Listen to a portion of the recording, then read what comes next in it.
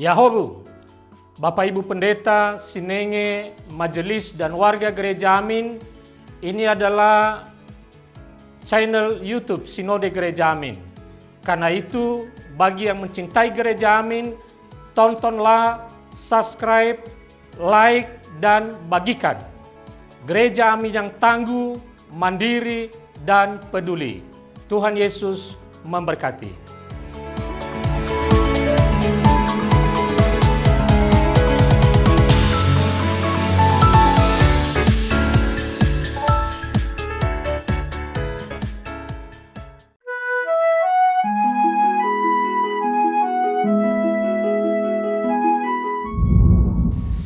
Sahabat YKB yang dikasihi Tuhan, senang dapat kembali menjumpai saudara lewat acara Wasiat Kekal berupa renungan firman Tuhan yang memandu kehidupan kita. Saya Pendeta Robert S. Pandiangan dari Gereja Huria Kristen Batak Protestan, Resort Mampang Perapatan, anggota PGW DKI Jakarta.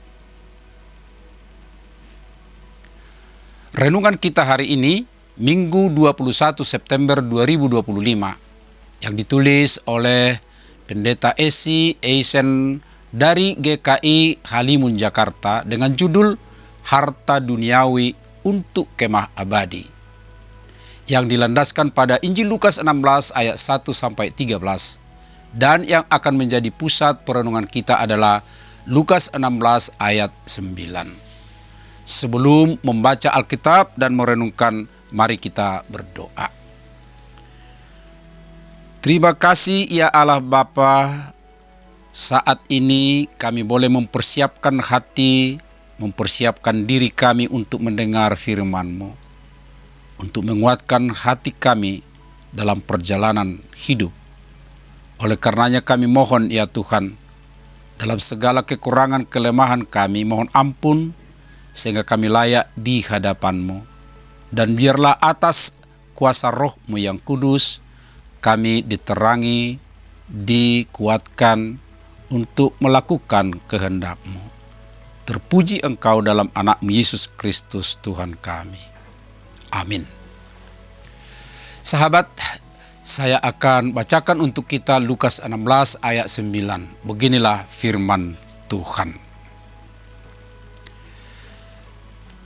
Aku berkata kepadamu, ikatlah persahabatan dengan mempergunakan mamon yang tidak jujur, supaya jika mamon itu tidak dapat menolong lagi, kamu diterima di dalam kemah abadi. Demikian pembacaan firman Tuhan. Sahabat, dalam pengawal daripada renungan ini, Pendeta Yesi sebagai penulis renungan ini menceritakan ya bahwa beliau membaca pesan WhatsApp dari sahabatnya yang sedang mengerjakan proyek sosial kemanusiaan, yang menjelaskan kebutuhan dana untuk proyek tersebut dengan penuh harap. Dia teringat dompet yang cukup tebal di saku berisi biaya hidup untuk sebulan ini. Sesaat muncul perdebatan dalam hatinya antara keinginan untuk mentraktir diri sendiri dengan makanan enak sepulang kerja atau berbagi dana dengan sahabatnya itu. Sahabat bendahara yang tidak jujur dalam bacaan kita hari ini dipuji karena kecerdikannya dalam menggunakan harta duniawi untuk mengamankan masa depannya. Yesus hendak mengingatkan bahwa mamon yang tidak jujur atau harta duniawi hanyalah bersifat sementara. Namun kita tetap dapat menggunakannya dengan bijak untuk membangun kemah abadi di surga. Kita dapat menolong sesama, bermurah hati, dan mendukung pekerjaan kasih. Dari bacaan ini kita memahami bahwa Kristus dapat menggunakan mereka yang tampak tidak layak untuk menjelaskan arti kasih yang berhikmat. Setiap orang yang mau menggunakan harta duniawi untuk menyatakan kasih dan kepedulian kepada sesama akan berbahagia. Pertanyaan bagi kita, sudahkah kita menggunakan harta duniawi yang Tuhan percayakan untuk membangun kemah abadi? Sahabat, marilah kita meneladani bendahara yang cerdik, bukan dalam ketidakjujurannya, melainkan dalam kebijaksanaannya, menggunakan harta duniawi untuk tujuan kasih. Mari kita menjadi jalan berkat bagi sesama demi memuliakan nama Tuhan. Marilah kita berdoa.